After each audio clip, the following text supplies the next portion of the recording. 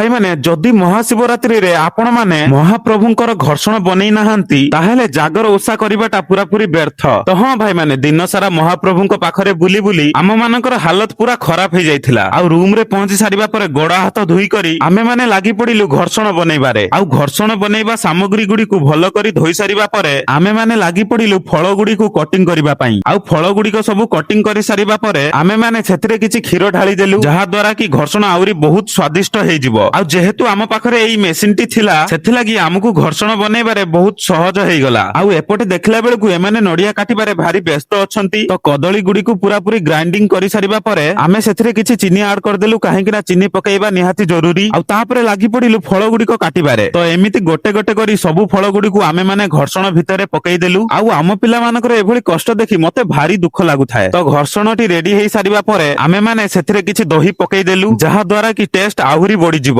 ଆଉ ଶେଷରେ ନଡିଆ ଏବଂ ଅଙ୍ଗୁର ପକେଇ ସାରିବା ପରେ ଆମ ଘର୍ଷଣଟି ପୁରାପୁରି ପ୍ରସ୍ତୁତ ହେଇଗଲା। ଆଉ ଆପଣ ମାନେ ତ ଜାଣିଛନ୍ତି ମହାପ୍ରଭୁଙ୍କର ମହୁ କେତେ ପ୍ରିୟ, ସେଥିଲାଗି ଆମେ ଘର୍ଷଣରେ ମଧ୍ୟ କିଛି ମହୁ ପକେଇଦେଲୁ। ତ ଫାଇନାଲି ଆମ ଘର୍ଷଣଟି ପୁରାପୁରି ପ୍ରସ୍ତୁତ ହେଇଗଲା। ଆଉ ଶେଷରେ କିଛିଟା ପାଣି ଏଡ କରି ସାରିବା ପରେ ସବୁ ଫଳ ଗୁଡିକୁ ମିକ୍ସିଂ କରିବାରେ ଲାଗି ପଡିଲୁ। ତ ଫାଇନାଲି ଏବେ ଯାଇକି ରେଡି ହେଲା ଆମ ଘର୍ଷଣ। ଆଉ ତାପରେ ଆମେ ମାନେ ଜମା ଡେରି ନ କରି ସବୁ ଗ୍ଲାସ ରେ ଗୋଟେ ଗୋଟେ କରି ଭରିବାକୁ ଲାଗି ପଡିଲୁ। ଆଉ ଆଜିର ଘର୍ଷଣ କିଛି ଏଭଳି ଦେଖା ଯାଉଥିଲା। ତ ଆପଣ ମାନେ ଏଇ ଜାଗରରେ ଘର୍ଷଣ ବନେଇଛନ୍ତି କି ନାହିଁ ଆମକୁ କମେଣ୍ଟ ରେ ନିଶ୍ଚୟ ଜଣେଇବେ। ଆଉ ଏତେ ସବୁ କିଛି କାମ ସାରି ସାରିବା ପରେ ଆମେ ମାନେ ଜମା ଡେରି ନ କରି ଗୋଟେ ଗୋଟେ ଗ୍ଲାସ ଘର୍ଷଣ ଉଠେଇ ନେଲୁ। ଆଉ ଆଜିର ଘର୍ଷଣଟି ଏତେ ସ୍ୱାଦିଷ୍ଟ ହେଇଥିଲା ଯେ ଆମ ପିଲାମାନେ ଦେଖୁ ଦେଖୁ 3-4 ଗ୍ଲାସ ସରେଇ ଦେଲେ। ତ ଗାଇସ୍ ଆଜିର ଭିଡିଓ ଯଦି ଆପଣ ମାନଙ୍କୁ ଭଲ ଲାଗିଥିବ କମେଣ୍ଟ ରେ ହର ହର ମହାଦେବ ନିହାତି ଲେଖିବେ। ତ ରହିଲି ଭାଇ ମାନେ ଜୟ ଶିବ ଶମ୍ଭୁ।